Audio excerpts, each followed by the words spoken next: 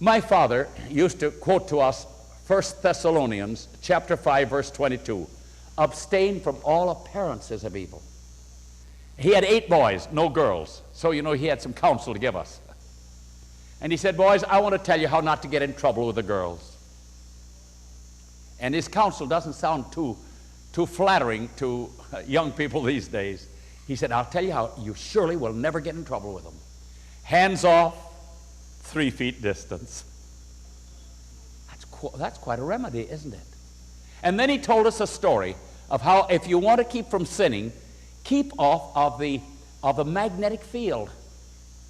You know what the magnetic field is. When I came home from school one day, just as a little fellow, maybe 10 years old, my brother Lester and I came home and we noticed our brother David, who was 7 years older than I. He was there at the table and he had some steel filings, iron filings. And I didn't notice what he had under the table, the big magnet he had. And he always liked to kind of fool us. He enjoyed bluffing us. He said, boys, I want to show you what power I have over these filings. He said, if I say to these filings, you go in this direction, they'll go. And if I tell them to go in the opposite direction, they'll go. He said, no, fix your eyes on the filings. And while we're fixing our eyes on the filing, he'd fixed his hand on the magnet. See, filings, you go west. See, filings, you go east. We said, man, is that tremendous. Brother, that's wonderful. Filings, you go north. And they'd go.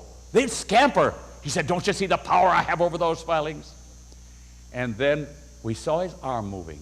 What's your arm doing there? Well, look at the filings. No, what's that arm doing? And then we found that these filings were in the magnetic field. They were powerless when they came onto that magnetic field. The human heart is doomed to fall when it goes deliberately onto the devil's magnetic field. My father said, boys, I want to give you an illustration. How close you're to come to the magnetic field or how far you're to stay away. He said many years ago there was a man, a wealthy man, who had a large estate. And for some reason he lost his coachman, carriage driver, in those days, before we had these beautiful cars. He said, so he advertised, and 3 men, he said, responded to the advertisement. And as I understand it now, and as I recall it, the 3 men came into the man's office, sitting there. And he calls one of the men to him, and he said, now, if I hire you to be my coachman, he said, I just am very much interested to know how good a driver you are. He said, now, back on my field, I have an abrupt precipice. The land is level, but you can see there is a very abrupt, steep place for quite a distance. Now he said, if I should hire you as my coachman, how good a driver are you? How close to this precipice could you take me in safety? And the man kind of straightened up and he said, I'll tell you, I am an excellent driver. I could drive you within 3 feet very safely. He said, all right, sit down here. Called the next man up. How good a driver are you? He said, if you hire me, I can drive you within a few inches safely. Ah, wonderful, you may sit. And then he called on the next man. If I should hire you, how close could you take me to this abrupt corner, this precipice?